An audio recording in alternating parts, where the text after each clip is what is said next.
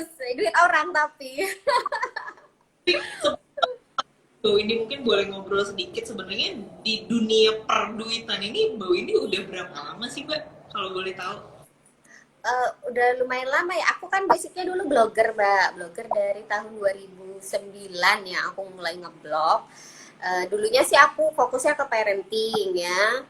Terus makin lama aku ngerasa kayaknya orang butuh info soal bank gitu ya, karena belum banyak yang nulis. Ya udah, aku jadi nulis di blogku tentang produk-produk dan layanan bank, sama tips-tips keuangan.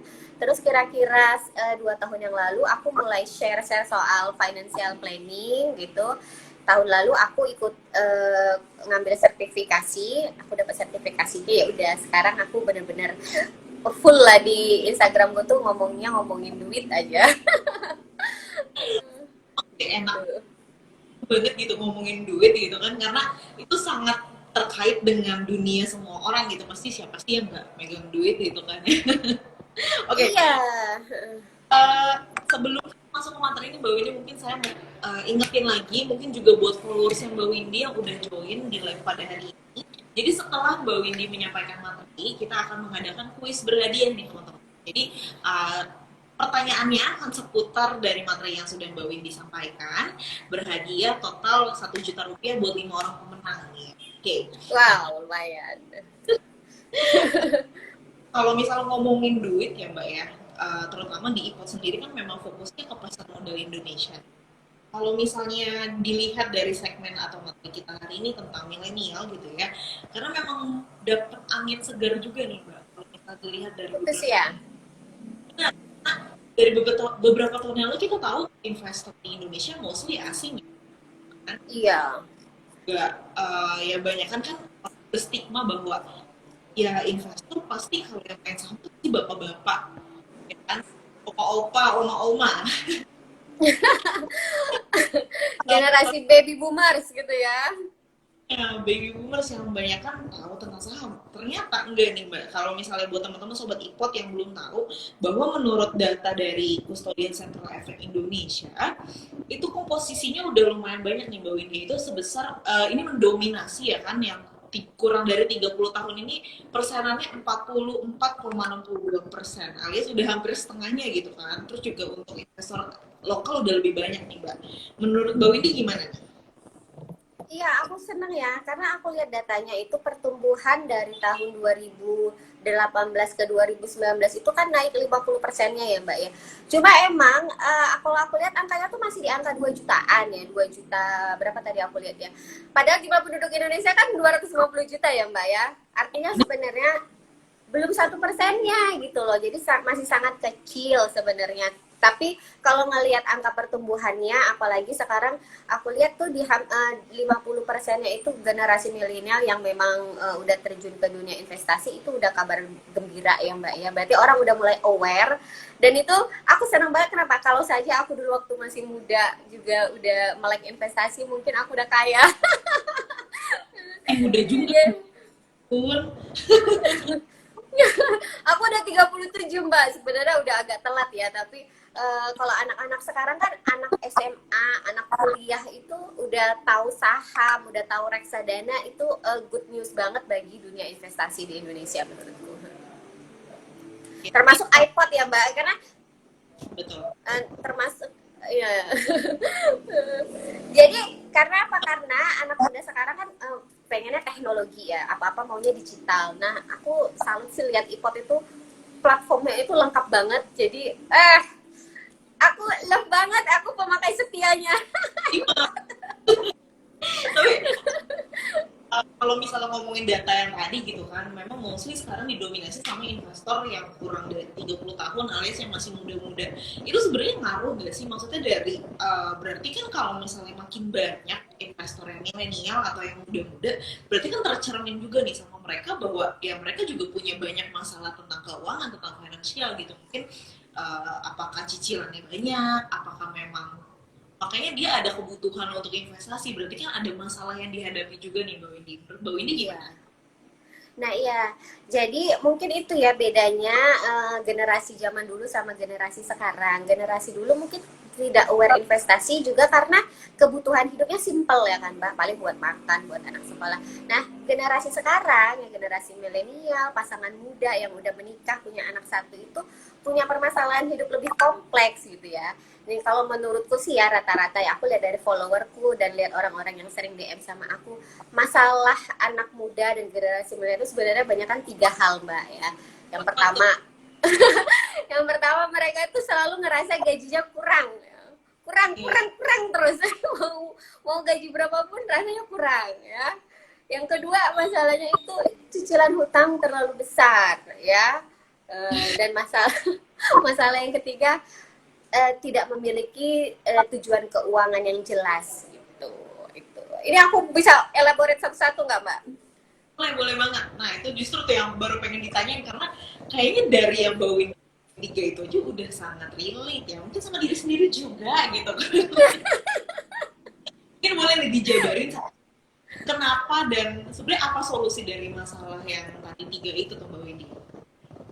Nah iya, pertama ya masalahnya itu selalu merasa gaji kurang ya.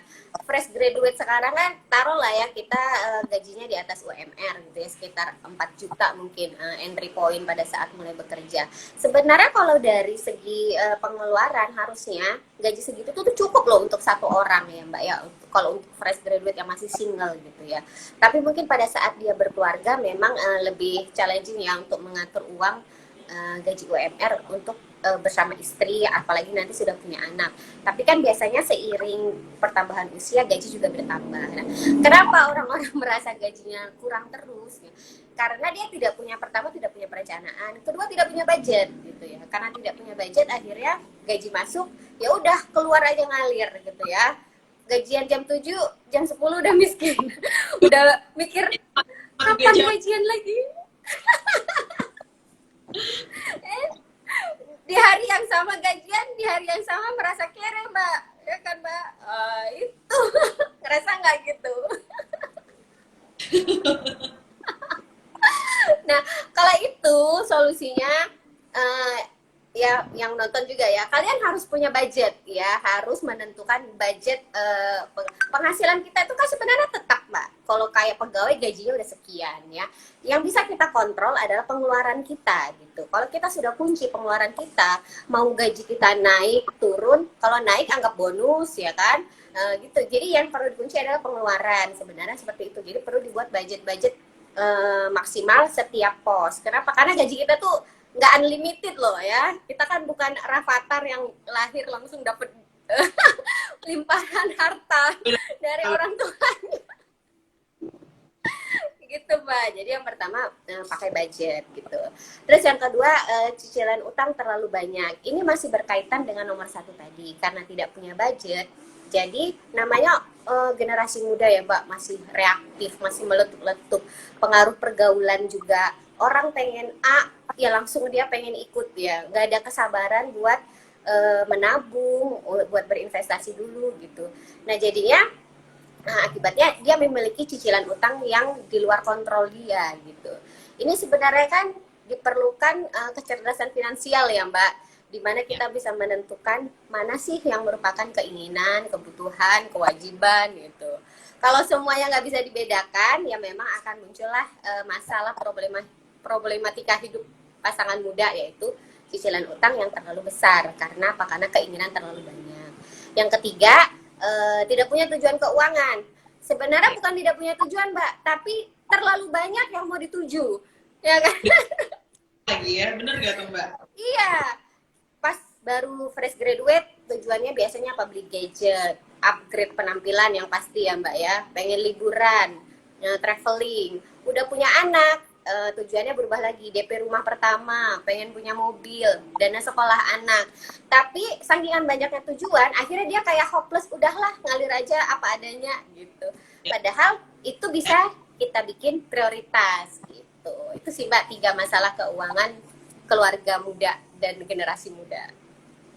Oke, tapi kalau misal tadi income itu ini sedikit terutama nih di masa yang pandemi kayak gini di pasti banyak juga teman kita di luar sana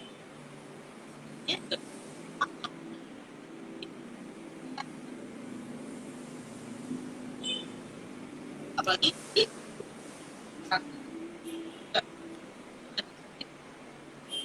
ada nggak sih kiat-kiat mungkin amit jadi lagi bisa ulangi. Mbak, ini suaranya jelas nggak suaraku? Jelas jelas Mbak, jelas. Ya itu kok ada yang bilang putus-putus soalnya. Iya, mungkin oke, mungkin sinyalnya nih teman-teman nih. Ini boleh boleh aku ulang ya Mbak ya pertanyaannya. Tadi kan Mbak Windy sempat ngomongin tentang income sebenarnya pas-pas aja gitu ya, setiap bulan dapatnya segitu. Tapi kalau misalnya menyikapi nih masa pandemi kayak gini kan kita nggak ada yang tahu nih ya nasib kira-kira besok masih dapat kerja atau nggak dapat income atau enggak gitu. Mungkin di luar sana teman-teman kita yang biasa dapat gaji 100% ada yang mungkin jadi 50% atau bahkan yang nggak dapat penghasilan sama sekali gitu. Nah, amit-amit nih katakanlah terjadi lagi second wave atau gimana, sebenarnya ada nggak sih solusi yang bisa kita tanggulangin gitu buat mencegah tadi tuh ketidaksiapan kita akan tahu-tahu misalnya bulan depan gak dapet gaji gitu. Ada. Jadi kalau dalam financial planning gitu ya Mbak, untuk ngatur keuangan itu kita harus bangun pondasi dulu. Sama kayak kita bangun rumah kan Mbak ya, kita nggak bisa langsung bangun rooftop gitu kan. Kita harus bangun dari pondasi dasar, lantai, baru kalau mau meningkat. Nah di keuangan itu pondasi paling bawah itu adalah dana darurat, lalu kemudian proteksi, baru selanjutnya investasi itu ya. Nah generasi muda dan pasangan muda, apalagi ngelihat sekarang kan lagi hype-nya orang investasi saham, reksadana, obligasi dan lain-lain. Orang tuh kayak FOMO gitu loh, takut ketinggalan investasi duluan. Tapi lupa membangun pondasi keuangannya. Makanya ya kayak pandemi sekarang kita lihat ya orang-orang yang di PHK, yang kehilangan kerjaan atau terjadi penurunan keuangannya, ya langsung ambruk. Kenapa? Karena pondasinya nggak punya gitu. Jadi sebagai generasi muda yang cerdas ya kan, milenial yang melek keuangan, jangan seperti itu. Yang pertama harus kita bangun adalah pondasinya, yaitu pertama dana darurat dulu. Kita harus memiliki dana darurat. Kalau dia single minimal 3 kali penghasilan. Kalau menikah 6 kali penghasilan, menikah anak satu sebaiknya 9 kali penghasilan. Khusus freelancer, karena freelancer itu resikonya lebih tinggi, kalau bisa 12 kali penghasilan gitu. Pengeluaran, aku koreksi, pengeluaran. Maksudnya gini, misalnya penghasilan kita 10 juta, seharusnya pengeluaran kita tidak 10 juta ya Mbak ya. Misalnya pengeluaran kita 8 juta, berarti dana darurat untuk single 3 dikali 8 juta, 24 juta gitu. Itu sisihkan dulu sehingga kita punya pondasi yang kuat gitu. Tapi itu nggak harus langsung jebret 9 kali pengeluaran, nggak mungkin ya, akan susah. Nggak apa-apa dicicil sedikit-sedikit, tapi ada pos keuangan kita yang memang tujuannya untuk dana darurat. Yang kedua adalah proteksi, asuransi. Semua manusia butuh asuransi, minimal asuransi kesehatan. Karena tidak ada orang yang tidak sakit, ya kan Mbak? Kalau udah sakit biayanya pasti sangat besar. Nah, kadang generasi muda, generasi milenial, pasangan muda ngerasa kesehatan itu kayak aku nggak mungkin sakit lah, kalaupun sakit jarang gitu ya. Tapi kan nggak mungkin ya, nggak ada yang bisa garansi ya Mbak, kita tuh nggak sakit. Pada saat sakit biaya inapnya tuh sangat besar, makanya minimal BPJS punya. Kalau punya kelebihan dana, kita belilah asuransi yang secara mandiri itu. Baru berikutnya berinvestasi, jadi jangan dibalik, langsung investasi. Lagi tuh pandemi sekarang, jempol langsung kan Mbak keuangannya, karena nggak punya cadangan biaya apa-apa gitu. Akibatnya capek-capek berinvestasi, hilang untuk menutupi kebutuhan dasar yang nggak bisa di cover. Padahal kalau kita punya dana darurat, pada saat ada kondisi di luar planning kita masih bisa ambil dana itu dari dana darurat. Tuh. Itu tips yang pertama. Ngomongin tadi di 3 poin tuh ya tentang apa namanya, tentang gaji, utang, terus juga tentang namanya tadi tuh yang tadi 3 ya. Tidak punya tujuan keuangan yang ketiga. Kalau misalnya nih Mbak Windy kan tadi udah ngomongin seberapa pentingnya dana darurat. Tapi kalau misalnya oke, gue ngerasa gue harus punya nih dana darurat. Tadi kan misalnya itu 3 kali pengeluaran gitu. Tapi punya utang nih Mbak Windy. Jadi cicilan gue masih banyak, masih lebih banyak kan cicilan mungkin daripada penghasilannya. Ini gimana nih sebenarnya buat At least kan kita rapihin ya dikit-dikit ya, biar tadi ini ada solusi. Iya, sebenarnya berhutang nggak dilarang ya Mbak ya. Hutang itu bisa digunakan untuk katalis untuk mempercepat tujuan keuangan kita tercapai ya, karena mungkin kalau kita harus menabung kita butuh waktu yang sangat lama. Padahal kayak tujuan-tujuan keuangan misalnya memiliki rumah, boleh saja kita berhutang. Kenapa? Karena rumah itu kan dipakai dalam jangka waktu yang sangat panjang ya kan. Terus ada aset, ada barangnya gitu ya, ada bendanya yang bisa menambah di aset kita gitu, termasuk juga kendaraan gitu. Jadi syaratnya kalau mau berhutang ada dua rasio yang minimal banget lah harus dipenuhi. Pertama, cicilan jangan lebih dari 30% ya. Untuk kredit yang sifatnya jangka panjang dan ada asetnya kayak rumah dan mobil. Tapi kalau kredit-kredit konsumtif seperti beli gadget, beli perabot rumah, itu jangan lebih dari 15%. Seandainya pun kita punya kredit rumah dan punya kredit perabot, itu maksimalnya 35%. Itu sebenarnya angka yang aman untuk penghasilan kita kalau kita memang mau berhutang. Jadi saat ternyata cicilan hutang ada, dana darurat belum ada, mana yang harus diprioritaskan, dilihat dulu jenis hutang yang kita miliki apa. Kalau rasionya masih mengcover yang seperti aku bilang tadi 30%, dan kamu nggak ngap-ngap nih, nggak ngerasa sesak nafas, nggak apa-apa, utangnya diterusin, bangun dulu dana daruratnya. Tapi kalau ternyata jenis utang yang kita miliki adalah jenis utang yang berbunga tinggi seperti kartu kredit, pinjaman online, pinjol, ya prioritaskanlah untuk membayar hutang dulu. Atau bisa sama-sama dibarengin, misalnya sebenarnya utangnya ada jangka panjang yang KPR, ada juga kartu kredit, terus di atau sisi kita nggak punya dana darurat. Jadi dari gaji kita itu sisihkan dulu sedikit untuk dana darurat minimal untuk memulai gitu ya Mbak. 10% dari gaji digunakan untuk membangun dana darurat.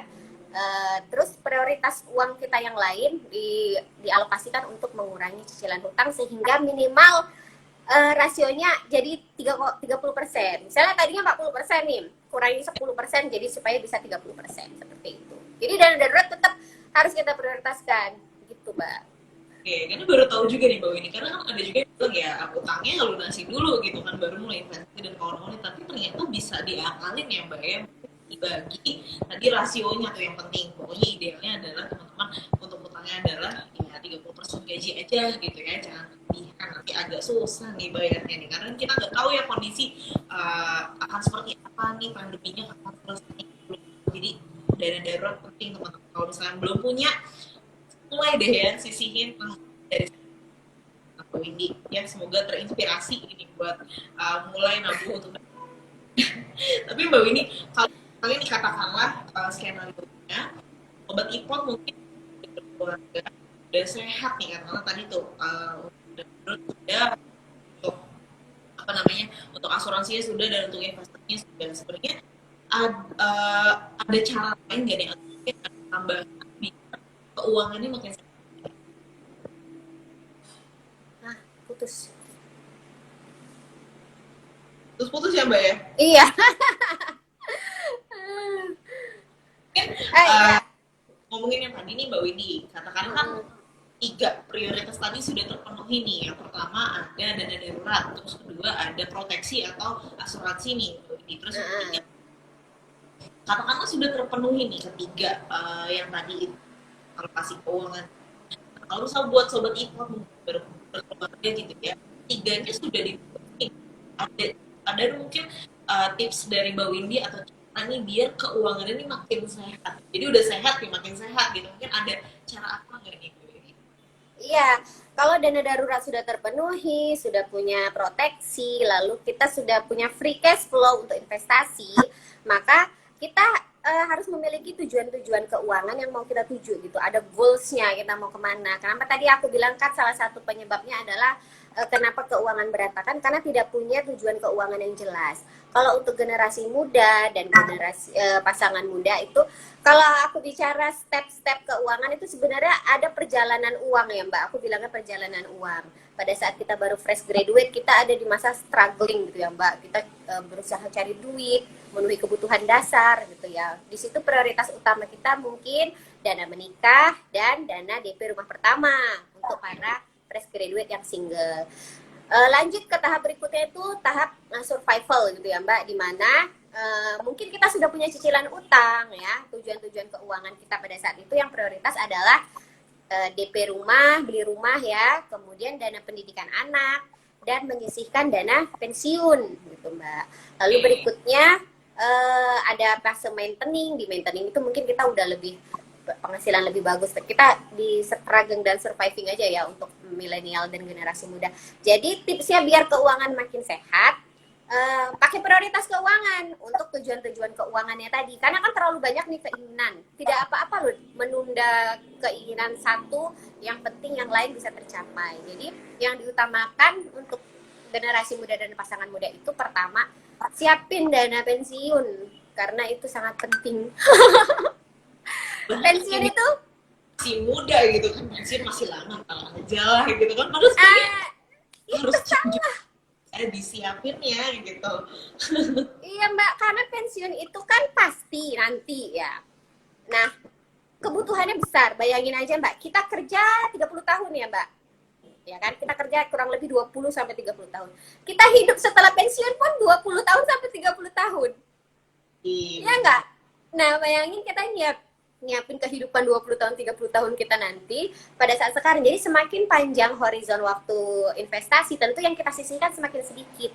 Makanya untuk generasi muda, mumpung masih muda banget nih kaliannya, masih umur 25-an gitu, sisihkan untuk dana pensiun 100.000 aja nggak apa-apa, dimulai dari awal. Yang penting dimulai dulu. Selanjutnya mungkin dana pendidikan, lalu nanti ada dana haji kalau untuk yang muslim, kayak gitu Mbak. Kira-kira seperti itu.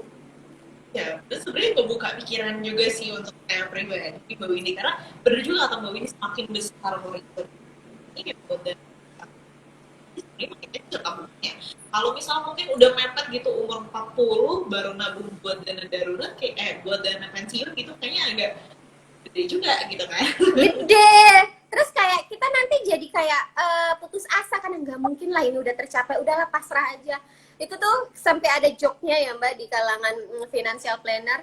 Kalau ada financial planner yang bisa mengasih solusi besok pensiun sekarang harus ngapain, nyiapin dananya, oh, pasti dia laku keras gitu. Tapi lulus dada dulu sih kayak gitu.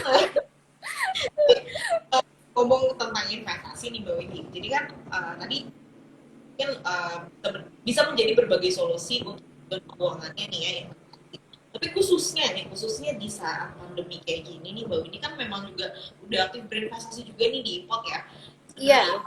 Ada instrumen investasi yang disarankan kah? Karena kan pandemi kita nggak tahu nih market akan naik hari ini, besok turun, besok tarik asing kayak gimana gitu kan, agak susah untuk diprediksi nih di saat pandemi kayak gini. Mungkin ada instrumen investasi yang jadi andalan Mbak Windy atau bisa jadi rekomendasi buat teman-teman sobat IPOT di sana nih gitu.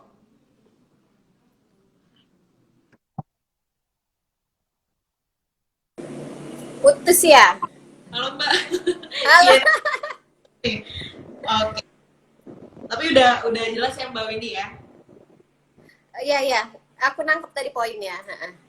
Jadi dalam investasi di masa pandemi gitu ya Mbak ya, tadi ya. Nah, sebenarnya gini, aku ibaratkan investasi itu kan seperti sebuah perjalanan ya. Perjalanan kita mau mencapai tujuan tertentu. Namanya kita mau menuju perjalanan kan harus ada 3 hal ya. Pertama, tujuannya kemana?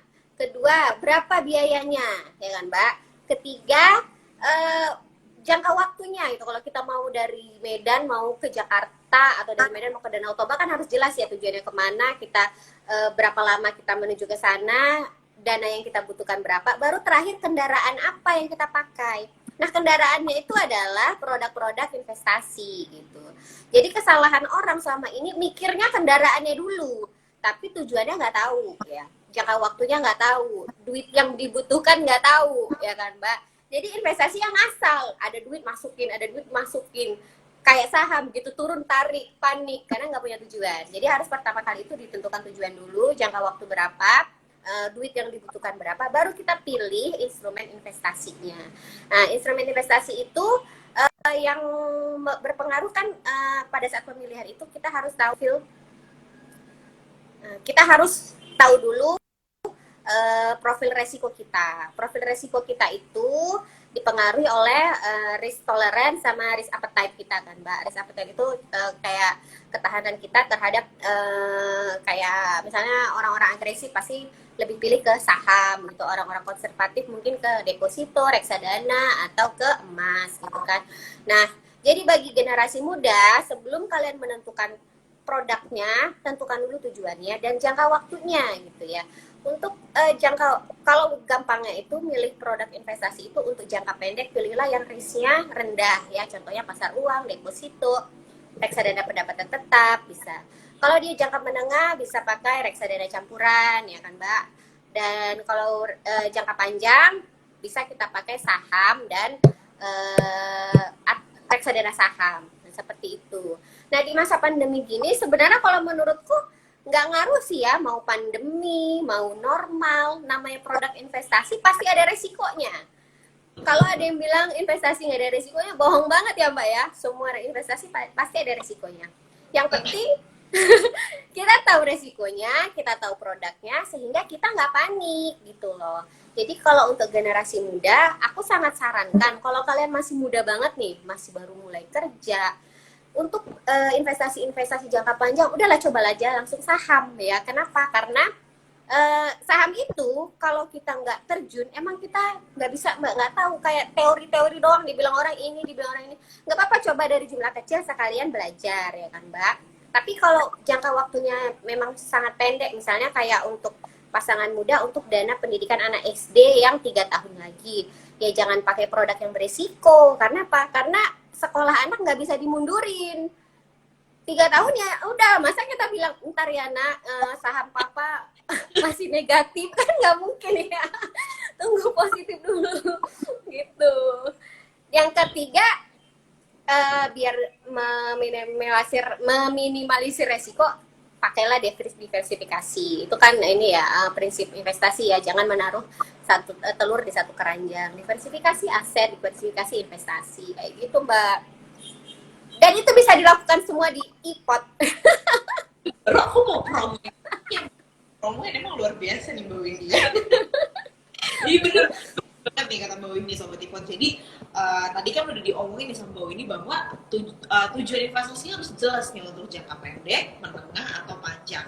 Nah tadi untuk instrumen investasi yang disebutkan itu semuanya ada di iPod ya Mbak ya. Jadi tadi mulai dari mungkin yang jangka pendek ada reksadana pasar uang, teman-teman itu juga dapat dipilih juga.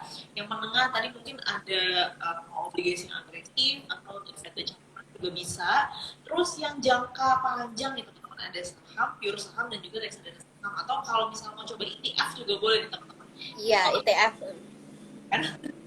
Jadi bisa di setup mulai sekarang juga tujuan investasinya mau kayak gimana.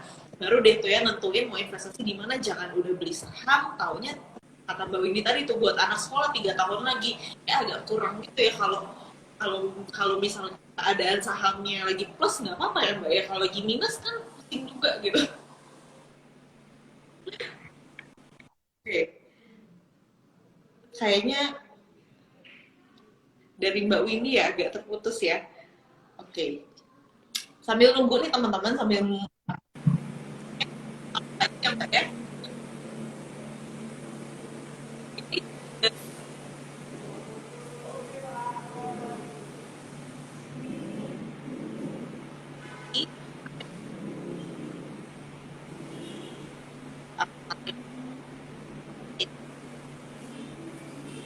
Ini yang putus-putus aku apa iPod ya?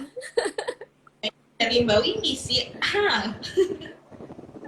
Aku ya, sinyalku ya yang jelek ya? Soalnya aku live di sini punya Mbak Windy nih yang berhenti. Nggak apa-apa Mbak. Oh iya. Mbak Windy tadi nggak apa-apa. Ini soalnya udah nancep banget, semoga teman-teman nggak ketinggalan nih ya. Tadi saya lagi ingetin lagi bahwa di sini ada kuis nih, materinya akan seputar dari materinya Mbak Windy. Jadi pastikan didengarkan gitu ya. Oke, Mbak Windy karena mengingat waktu juga nih agak singkat, jadi mungkin kita mau masuk dulu ke pertanyaan yang sudah dikirimkan sama Sobat Ipot nih Mbak Windy. Sudah siap ya Mbak ya? Yes. Oke. Saya bacain dulu pertanyaannya teman-teman. Oke.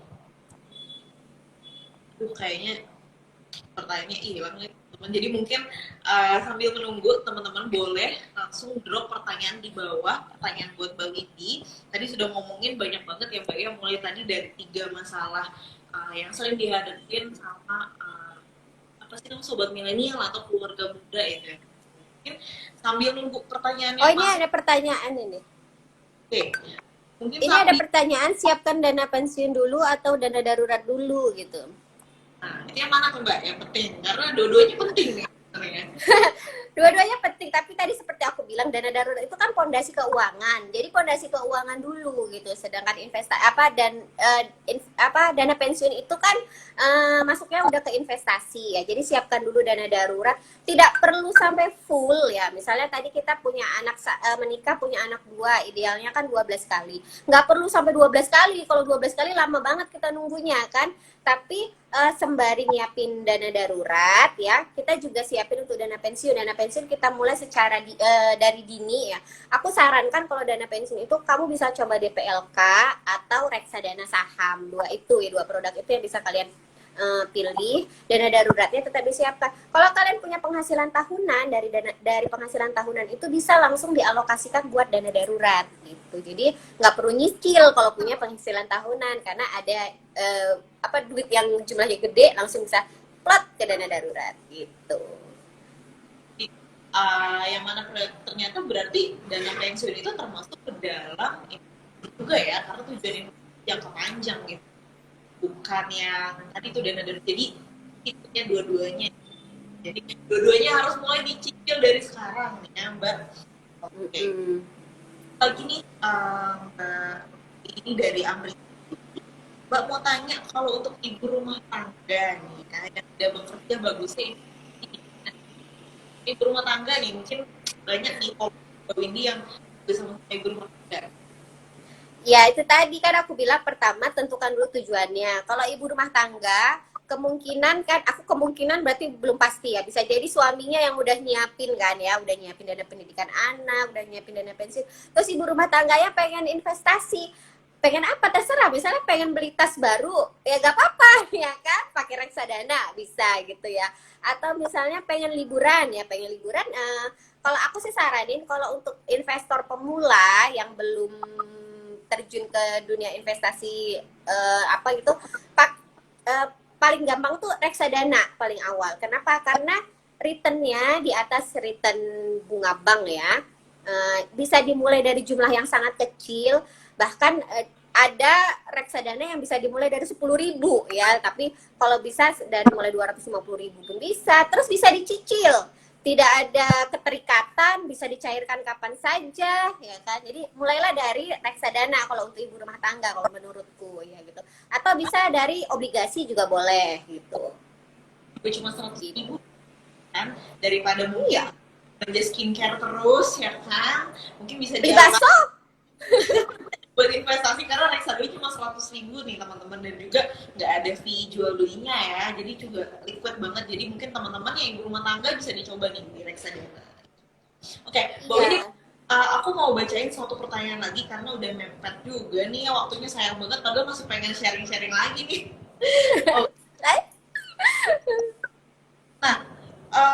Oke, ini menarik nih Mbak Windy, ini dari @mami saham ya kan. Instrumen untuk dana darurat itu berapa persen yang deposito yang uang, berapa persen yang tabungannya liquid nih, bisa ditarik kapan? Oh ya, dana darurat itu sebenarnya bisa kita bagi menjadi beberapa lapisan ya Mbak. Kenapa? Karena sebenarnya kan jumlahnya besar tuh, kalau sampai 9 kali atau 12 kali. Jadi lapisan pertama itu bisa di tabungan. satu kali penghasilan saja, satu kali pengeluaran bulanan aja di tabungan. Kenapa? Karena tabungan itu rawan celamitan ya Mbak ya. Ada Ya, tabungan, ada ATM yang cicit, ambil aja.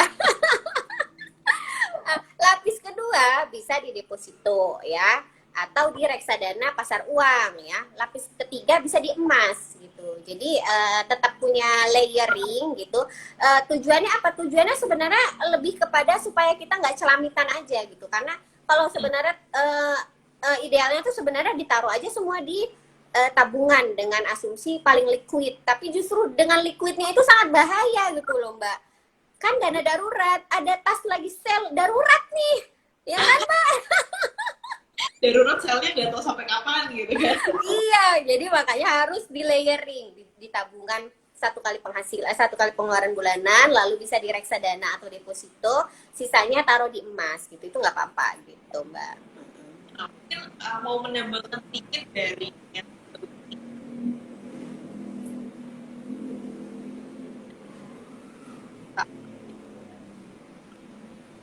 karena kenapa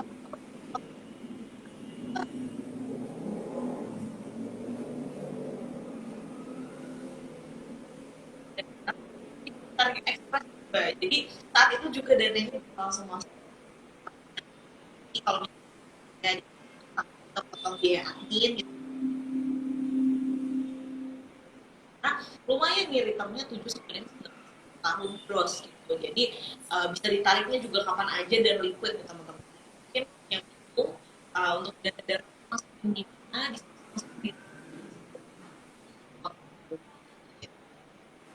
Iya. Oke, Reksadana di IPOP bisa ditarik satu hari nggak Pak? bisa Metos Reksadana, juga bisa ditarik ekspres. Jadi cocok ya buat buat dana darurat harusnya ya. iya cocok itu. Returnnya ada, liquidnya dapet, ya kan Mbak? Oke, Mbak Windy kayaknya sudah cukup jelas nih materi hari ini, menarik banget karena sangat relate di kehidupan sehari-hari. Jadi mungkin semoga teman-teman yang nonton hari ini sangat menampar ya, sangat menentuk gitu kan. Tempatnya ya kayak baru gajian harusnya bisa langsung dibikin nih, bener nggak Mbak? Iya benar, langsung di split duitnya semua. Mbak Windy berhubung waktunya mepet banget nih, jadi aduh padahal masih pengen sharing-sharing nih, kayak seru banget soalnya ya. Uh, saya mewakili dari Import Medan mau berterima kasih banget sudah ini pada hari ini supaya kita bisa Sama-sama. kan ya yang masih kepo sama materi yang Yes. Oke, mungkin terakhir pesan ya nih buat keluarga muda yang baru mulai investasi. Silakan Mbak. Ya, aku pesen ya bahwa dalam mengatur keuangan, tujuan kita itu bukan untuk kaya loh, jangan salah ya. Tujuan kita itu supaya uang yang ada itu bisa optimal kita gunakan untuk mencapai tujuan-tujuan keuangan kita. Jadi mindsetnya itu jangan buat kaya, buat kaya. Kalau buat kaya, kamu nanti akan terjebak di investasi bodong ya, yang nawarin return sangat besar. Namanya return investasi itu harusnya akan mengikuti resikonya gitu ya, high risk expected high return gitu. Jadi jangan hanya tergiur oleh return investasi yang sangat besar. Yang kedua mungkin mumpung masih muda, rencanakanlah keuangan kita dengan baik, duduk bersama pasangan, obrolin keuangan, jadikan perencanaan keuangan itu seperti obrolan sehari-hari gitu. Semoga sukses ya.